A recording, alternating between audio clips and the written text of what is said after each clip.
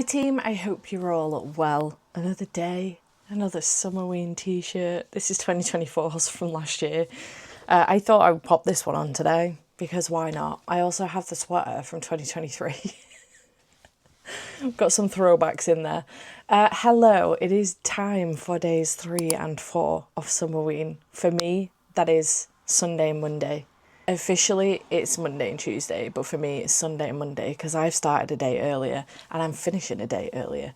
So, very exciting. I am hyped to continue. I feel like the first vlog went well and I think it went alright as far as my reading's concerned. Managed 4 books, 2 of which were manga, 1 of which was a graphic novel and 1 was a novel that I was partway through. So, it went well. In this one, we are going to be doing things a little bit differently. I have whacked a bunch of books on a spinner wheel. I thought we would mix things up a little bit. It would make it a little bit more fun. So that's what we're going to do. Now, if we look at my actual July TBR, I do have the Sundown Motel on here. I have Bird Box, How to Make a Horror Movie and Survive, and also Horror Hotel. 4 of these books would count for Summerween. I'm not in the mood right now for Sundown Motel. So I've not put that on the spinner wheel, but the other 3 have got on the spinner wheel. Anything that doesn't come up or get picked will be likely read in the last vlog for Summerween. So that could change. I appear to be quite the mood reader these days, so that could change, but that is going to be my aim because I would like to get to them, seen as they're on my TBR. So we'll see how that goes, but I'm very excited to spin this wheel and find out what we're going to be reading. Today's plan, it is my dad's birthday, so about 2 o'clock we're going to go over to my parents and watch the F1. It's the British Grand Prix today, so we're going to watch that and then we're going to have some tea at my parents' house. And then I think this evening what we might do is that jar that I made on day 2, with the movies, we may pick a movie from that. I mentioned it to Andy last night. He wasn't in the mood at the time, but I mentioned it to him last night and he said, oh, maybe tomorrow. So we'll see what happens with that. Hopefully it doesn't go to waste. Fingers crossed. So hopefully we might watch a bit of a horror movie this evening. We'll see what happens. But before that, we're going to spin this wheel. I can't be bothered to do it professionally and screen record and then whack that on the screen. So I'm just going to do it to your face like this. Professional as ever. Let's go.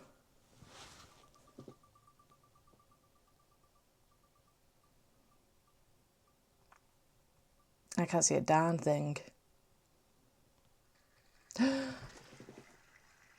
Oh, Horror Hotel. Amazing. I've just mentioned that. It's actually on my TBR and it's a shorty patootie, so that works out well today. Let me get that. Here we go. Outstanding news. That's fantastic. Oh, I wonder if I could do that again. Well, imagine if I just ended up with the books from my TBR. The spinning wheel would have been pointless. Anyway, when YouTube famous ghost gang Chrissy, Chase, Emma and Kiki visit haunted LA hotel notorious for tragedy to secretly film after dark, they expect it to just be like their previous paranormal hauntings, spooky enough to attract subscribers and ultimately harmless. But when they stumble upon something unexpected in a former room of a gruesome serial killer, they quickly realise that they are in over their heads. Sometimes it's the dead who need our help, and the living we should fear. Dun, dun, dun. Sounds great. It is a shorty patootie indeed. It is 238 pages. Shorty patootie, and I think this has a little bit of mixed media in it as well, maybe just a post, maybe there's like YouTube posts and stuff like that. So exciting. Okay, winner chicken dinner. What was this down for? What prompt was this down for? Purple on the cover. And thank you to Deb for gifting me this one as well. It's about time I got to it, to be perfectly honest. So yeah, success. Horror Hotel is going to be our first book to read for this vlog. That's very exciting. I don't know how I managed to swindle that. So what I'm going to do the rest of my morning, because it's currently 20 to 8 on a Sunday morning. Don't ask me why I'm up so early. I was awake at 7. Actually, I was awake about 6:45 and got up for 7. I've got a crick in the bottom of my neck and the top of my back. You're probably bored of hearing this because I've just mentioned it in the last vlog, if you've come from that vlog. But I'm in a lot of pain with it, so I can't twist my head too much. So I'm going to finish editing the first vlog. I'm probably going to edit this clip for this vlog, and then I will potentially get some reading done, or I may continue some filming. I want to try and get ahead of some videos for the rest of the month so that I can concentrate on reading for the rest of the month, with a couple of other vlogs that I want to do, vlog projects for this month. So we'll see what happens with that. But I will check back in with you a little bit later, maybe once I've started this. We'll see what happens. And yeah, I'll check in with you then. Okay, hello, some time has passed. I've changed into my F1 shirt because we'll be going out in a couple of hours. So I'm here to give you an update on Horror Hotel. I did get to page 80. I'm just not sure how I feel about this, honestly. I was really looking forward to it. I thought it would be an exciting little horror, but the 3 female main characters all read the same, whether it be physically or audibly. Audibly it's worse, but they all read the exact same. Chrissy has this kind of like sixth sense. She's literally described it as like sixth sense. She can see dead people. That's the only distinguishable feature between the 3 girls. However, when you're reading them, unless Chrissy's talking about the fact that she can see a dead person, they're the same people. There is nothing to differentiate them at all. Whole hotel thing as well, they're there. We've just gotten into a point now, I think, where they're about to go doing some investigating. Chrissy has already seen a couple of dead people, but other than that, not much else has happened. And I'm 80 pages in so far. And I believe that this is a copycat of Cecile Hotel, which is a true crime that has happened. I believe there's a Netflix documentary, and apparently this is like a copy and paste of that, just with the name change. So I haven't seen that documentary, and honestly, although there's only like just less than 2 hours of the audiobook left of this, I just truly do not care. And I would rather watch the Netflix documentary. So I think I'm going to do that instead and actually DNF this one, which is a real shame because look at this cover. Tell me this isn't one of the prettiest covers you've ever seen. Really wanted to keep this on my shelves just because of the cover, but alas, it's time. I'm sad about it though, I'm not going to lie. So 80 pages into that one and I am DNFing. And I reckon we should do another spin of the wheel. So let's give that a bash, shall we? Just make sure it's concentrating on the wheel.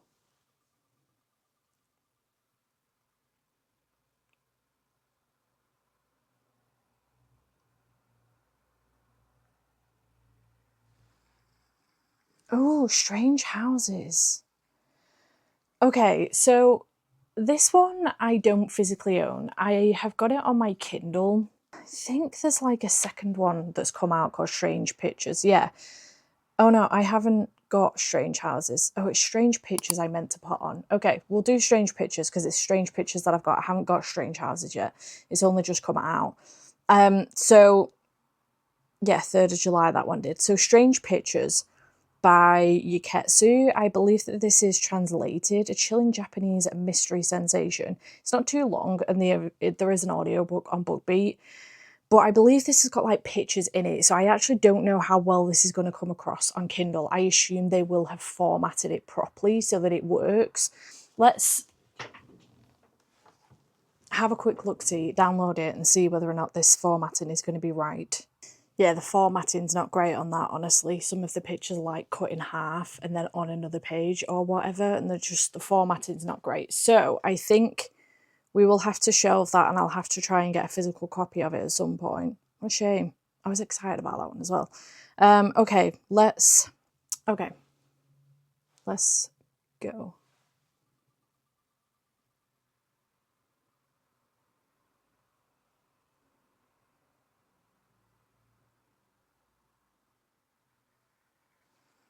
Ooh, Sour Candy. That's been on my Kindle for a while.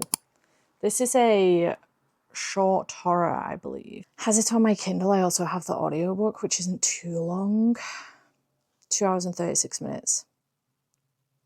At first glance, Phil Pendleton and his son Adam are just an ordinary father and son, no different from any other. They take walks in the park together, visit county fairs, museums and zoos, and eat together overlooking the lake. Some might say the father is a little too accommodating given the lack of discipline when the child loses his temper in public. Some might say he spoils his son by allowing him to eat candy whenever he wants to set his own bedtimes. Some might say that such leniency is starting to take its toll on the father, given how his health has declined. What no one knows is that Phil is a prisoner and that up until a few weeks ago and a chance encounter at a grocery store, he had never seen the child before in his life. A new novella from the Bram Stoker Award winning of the author of The Turtle Boy and the Kin. Haven't read anything from this author before, but I've heard good things about this one. It's only 84 pages. Outstanding. Okay, let's give this a read instead then.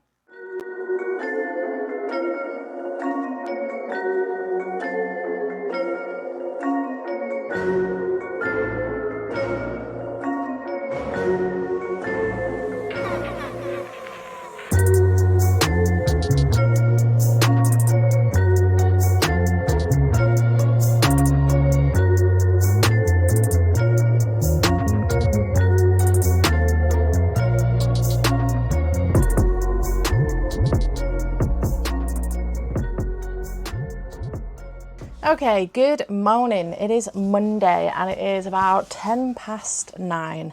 I didn't get up with Andy this morning. He stupidly, I don't know what's wrong with him, but stupidly set his alarm for 4:30 this morning.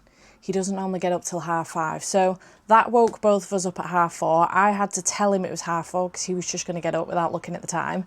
And he got back in bed and fell asleep, and then that was it then. I was awake and I was really annoyed about it. So when he disappeared at 5:30, I stayed in bed and fell back asleep till about 7:30. So I got up about 7:30 and I've been sat at my desk just pottering and doing a couple of little bits and starting my next read, which you will have seen spin for already.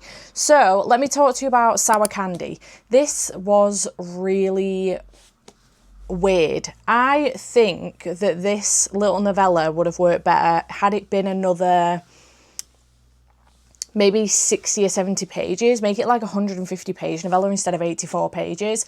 I think we could have done a bit more of a deep dive on it. I think it did what it needed to do, but I do think that there were some plot holes in it a little bit, and also the ending was a little bit confusing. I don't particularly know what happened at the end, but overall I think the atmosphere was really good. It was kind of creepy and it was a bit weird. It took a while to get into the actual grip of it though. I will say, like, the guy Phil having this kid, I think we were about 40% through the book. Not 40, yeah, about 40% maybe. I was going to say 40 pages, about halfway. Maybe about 40% through the book before he actually had the child himself. There was quite a bit of an introduction into that and how he ended up with this child, which, to be fair, was needed. But I expected to go straight into it and it didn't, which was fair, you know. But yeah, it was an interesting read. I ended up giving it 3 stars. It was fine. And then last night I did another spin. I couldn't be bothered to show my face on camera. I was knackered after being at my mum and dad's all afternoon. So we got to theirs around 1:30, I think it was. We watched the F1. We had some food. It was really nice. It was nice to see my family because I've not seen them since I got back from holiday. So it's nice to hang out with them, but I was absolutely shattered and I wasn't feeling particularly well yesterday either. I'm feeling much better today, but I wasn't feeling particularly well yesterday either. So there was that to deal with a little bit. So we got back, we haven't done the movie. I might ask him tonight actually to pick one for while we're having tea. So I mean, he'll probably fall asleep because he'll have been back at work, but I might just ask him to pick one because I went to the effort of making it and it would be nice to pick one. If he doesn't pick one, I will pull one out and we'll watch that movie. But yeah, we ended up watching another programme last night and it was about a shooting in Tunisia. The beach shooting in Tunisia. Was it back in 2015? I can't remember what the name of it was. If I can find it, I will post a picture of the thing here. But yeah, we watched that because we went to Tunisia back in 2022. And I do recall my dad mentioning something about it, but we ended up watching that. Andy did fall asleep towards the end, shocker. But we watched that. And then I went to bed. So I made the decision to do the spinner. I finished off Sour Candy in bed last night, but I made the decision to do the spinner without my face. I truly couldn't be bothered. And the book in question that got picked, if you remember correctly, it was How to Make a Horror Movie and Survive by Craig DeLuey, which is one of the books on my TBR. We're doing well here, okay? We're doing well. We've only got 2 left that are on my TBR. I desperately want to get to Bird Box, so I am very excited about reading that one. So I reckon we might get one more more spin in today, maybe. We'll have to see.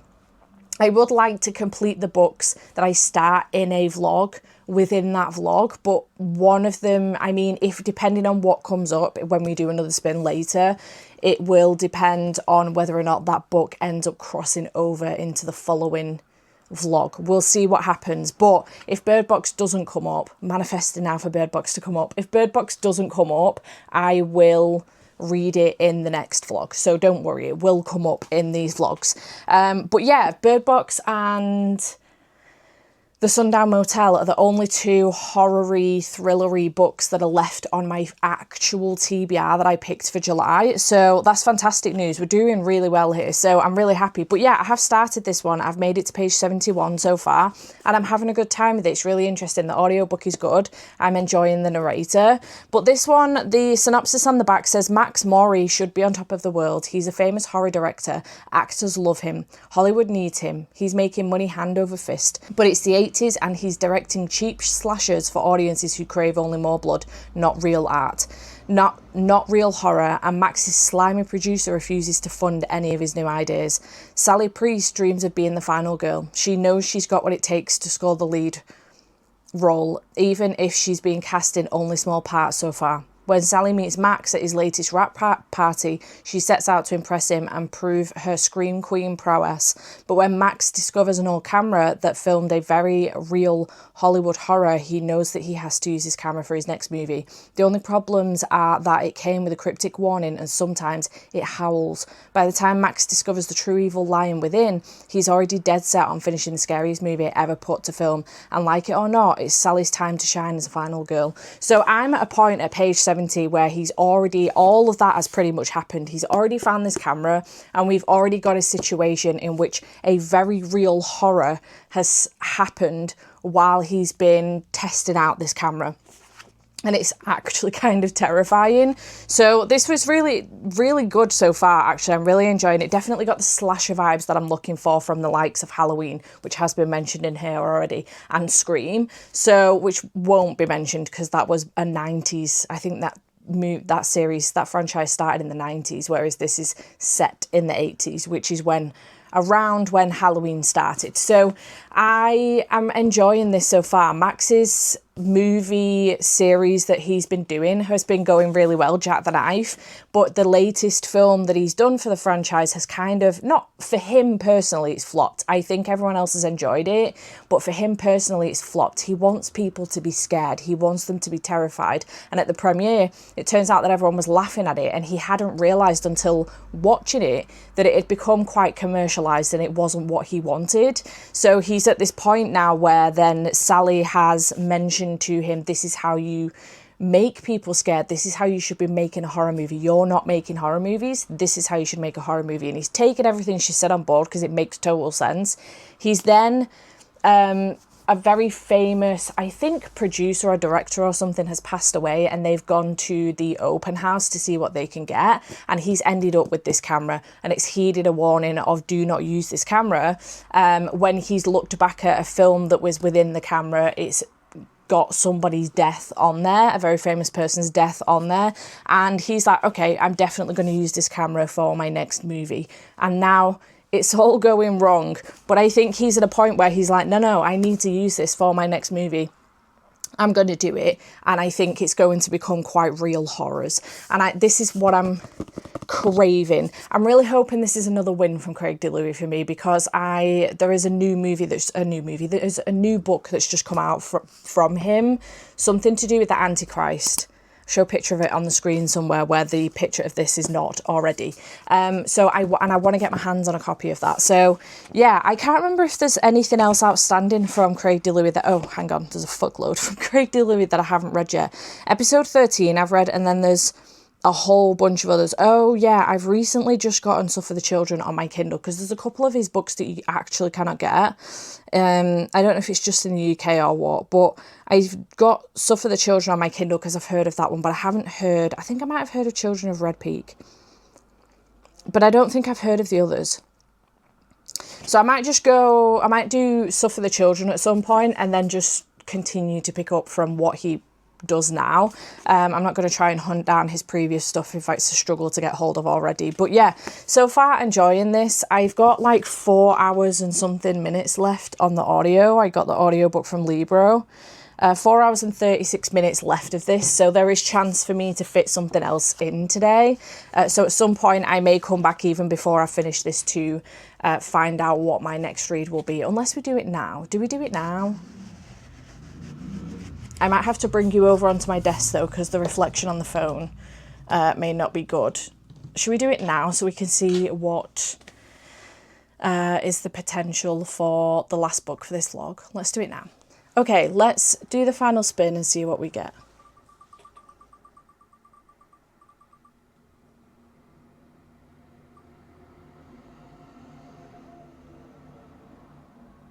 Ooh, Dracula. Okay, I have 2 volumes of Dracula left, volume 3 and volume 4, so I could do both of those, I reckon, as well as How to Make a Horror Movie and Survive today. That could be a good lineup. I think these will be nice to break this up a little bit. I may dip in and out, do one of these like part way through How to Make a Horror Movie and Survive, and then do the other one after, maybe.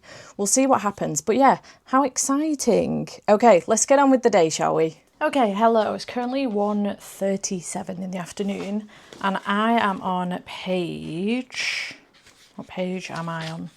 I'm on page 215 of How to Make a Horror Movie and Survive. It's going okay so far. I'm liking it. I was enjoying the beginning more. I feel like this middle bit is dragging just ever so slightly, but I'm having a good time with it so far. It's going all right.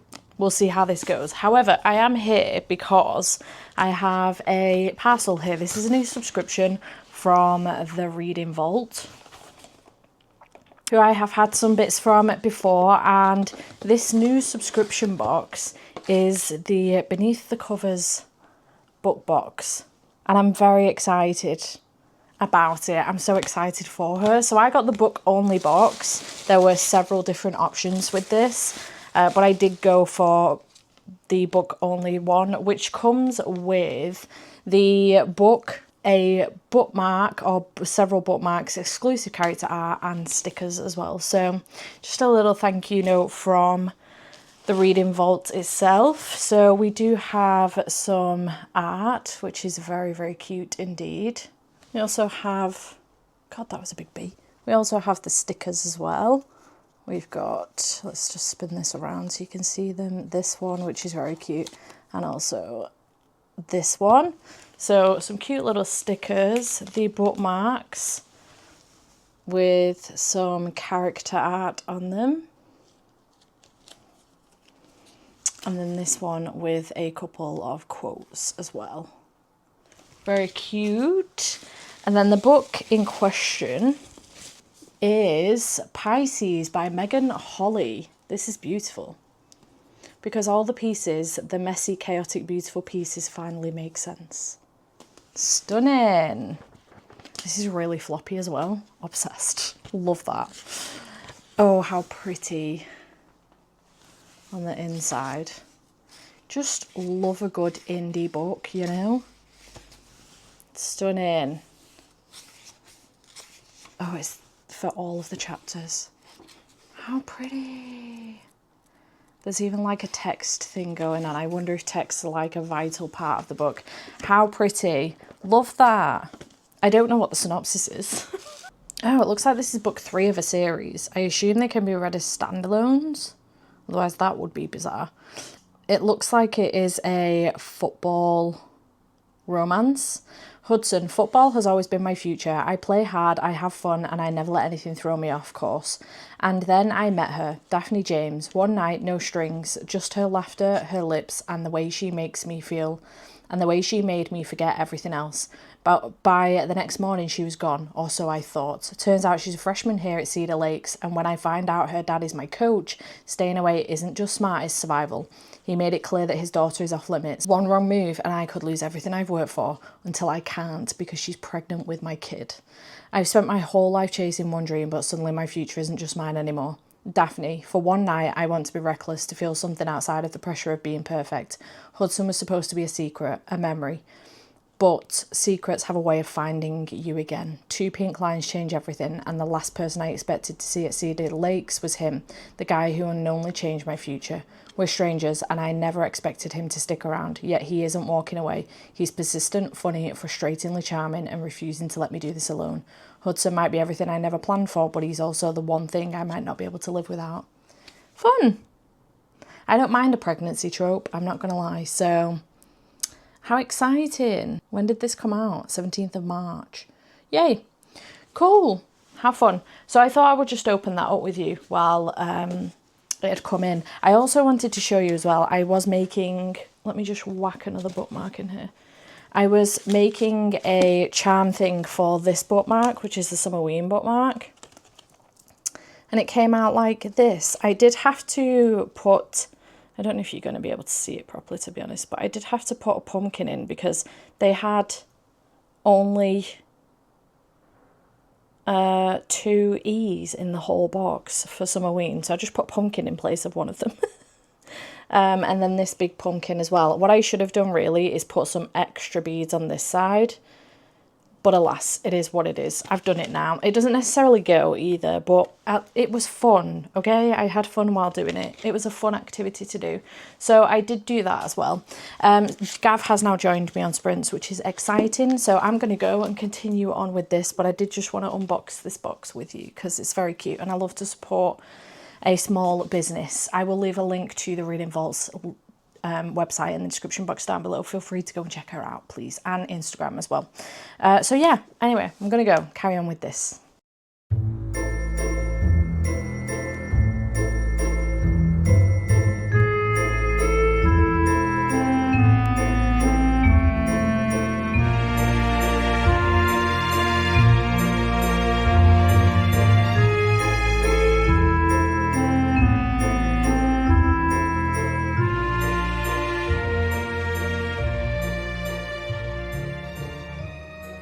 Okay, hello, good morning. It is 6:39 on day 5 of Summerween. Is today day 5? It's so confusing. I'm here to wrap days 3 and 4 up, and I will be starting day 5, well, days 5, 6, and 7, the final vlog for this video, for this series. So yeah, it is currently Tuesday morning. The sun is shining. I really want to get out of this sweater, I'm not going to lie. I've put it on for the thumbnail for the next video. And then I'm going to swap to something I've already worn in a thumbnail. But yeah, I'm here to wrap this video up. So I did DNF. This one wasn't a great round, I've got to be honest. I DNF'd a book. I finished 2 books. But it wasn't a fantastic round in terms of ratings. However, I have got through a couple of books that have been, well, one of the books has been on my physical TBR for a really long time. Another one has been on my Kindle TBR for a long time. And then the other one, I think I got it last year. I think this one came out last year, if I remember correctly. Yeah, 2024. So it's not been on too long, but it's been one I've been wanting to get to since it came out. So I'm happy with the books that I've actually got to. It's 2 physical books read off of my TBR and a Kindle book read. So that's good. But just to recap what I did read, I DNF'd Horror Hotel, which I'm happy to have gotten to and at least given a try, but I am sad that it turned into a DNF, unfortunately. Then I did read Sour Candy, which again has been on my TBR for a really long time now. This one I did give 3 stars to. Yeah, this one I did give 3 stars to. It was good, very weird ending, quite bizarre, but I liked it nonetheless. Did like the writing style. I would probably try and search more books by this author. And then last but by no means least, I did read How to Make a Horror Movie and Survive by Craig DeLuey. This was quite an anticipated read for me, and unfortunately it just did not live up to the expectations I had for it. I loved episode 13 last year. I really liked the audiobook. I thought the production of the audiobook was done very, very well. I have seen some people say that they thought it was overproduced. I thought it was really good. And I think the reason why I enjoyed it so much was because I'd been listening to it. So when I play audiobooks, I don't always put headphones on unless there's somebody else else in the house. Otherwise, I just play it through my phone, while seeing as I'm the only person in the house. However, when we went away to Wales, because I was reading it during that period of time last year, when we went away to Wales, I then popped the headphones on because I was with Andy. We were in a very small cabin, but also sitting outside for a good portion of my reading time as well. So I popped my headphones on, and it was in that moment that I suddenly realised just how creative and like produced this audiobook was, because there was a lot I was missing by just listening to it through my phone. You can hear so much more with the headphones. So I really enjoyed that book. I thought it was very well done, and I was expecting something similar from this. However, it just didn't hit the same. Essentially, there's our director. He directs horror movies, and he should be on top of the world. His third in a series has just come out, Jack the Knife, and he was hoping for it to be, you know, give people thrills and chills and exactly what a horror director wants for people. However, when he's gone to the premiere, it turns out everyone is laughing, they're having a good time, they're really enjoying themselves, and he's suddenly realising that it's not the gore and the terror and the thrills and chills that he hoped it would be. It's become a very much so bog standard, everyday run-of-the-mill slasher that people just think's entertaining, and that is it. So he's not happy with this turn of events, and he is trying to convince the investor that he can come up with something that is a bit more gory and a bit more scary, but they just want Jack the Knife 4. So we're in this situation where he's not happy with what's going on. He ends up meeting this actress. She's trying to break into Hollywood, and he ends up meeting her, Sally, and having a conversation with her. And she's like, "You're not making horror movies. This is what a horror movie is." He then finds out from her that some big hotshot director or producer has passed away, and he has an open house in which they're selling off things from his house, and Max comes across this camera, so he ends up taking the camera. Now, as it turns out, this camera appears to have something going on with it, and when it is pointing at someone that Max likes, they find themselves unalived in very gory, horrific ways. And Max is just going to roll with this. He thinks it's fantastic. It's the best way he's going to be able to make a horror movie. Now, I was immediately hooked with the beginning of this, immediately hooked. I thought it was fantastic. I thought it was a really great start to the book. And then as we got towards the end and it got a bit more gory and it started to come to a head, I was enjoying it a little bit more again. Not as much as I was at the beginning, but I was enjoying it a little bit more again. The middle, I can take or leave. It was a lot of yapping about the movie industry and about being an actress in Hollywood back in the 80s and how they would treat you. And it was about the actors speaking to each other or acting out scenes or one thing and another. And it was just very blah. I don't know. There was too much yapping. I think that this could have been a novella, maybe. I think that there was a lot of potential with it that just wasn't reached, unfortunately, for my liking. And for a good portion of this book, I was kind of bored. And by last night, when we come off sprints and I'd finally finished it and I was sat with my thoughts, I was thinking to myself, I was a little bit annoyed with myself, actually, for not just DNFing it. I think I just really wanted it to pick up, and I just kept going with it on that basis. It was an easy listen, don't get me wrong, and it was quick to get through, but I'm frustrated that I didn't DNF this one, I've got to be honest. I did give it 2.5 stars. It wasn't fantastic. I do still want to read My Ex the Antichrist. I think that's his next one. And I also have Stuff for the Children on my Kindle as well. So I do still want to read those, but this wasn't the win for me I hoped it would be. I was really hoping Craig DeLuey would become a new favourite horror author for me. I don't know. We'll have to see with Stuff for the Children and My Ex the Antichrist. But yeah, this one was a 2.5 star read for me. And then after I'd finished it, I was supposed to be moving on to Dracula. I started this, I didn't get too far, and I'm not going to continue on. It's not the book, it's me. But I think I got to about here. I think 24 pages in. I'm just going to put it back on the shelf for the time being. I wasn't in the mood. I don't know if I was in a mood with myself for not DNFing that book, or if I just, because I've been like balls to the wall reading while I was in Egypt. If you haven't seen the Egypt vlog, I will leave it linked up here somewhere. But I went hard with my reading in Egypt. Not on purpose either. Like, it was a total accident. And then I've come home, we've had Summerween, and I've gone pretty intense with Summerween as well. So I think last night I just needed, you know, a little bit of time to myself. I ended up watching Gabby's Summerween vlog, her first Summerween vlog. It was a lot of fun. I had a good time. The music video, fantastic. I enjoy those every single year. But yeah, I ended up watching Gabby's Summerween vlog, which was a lot of fun. And it was nice to have a break.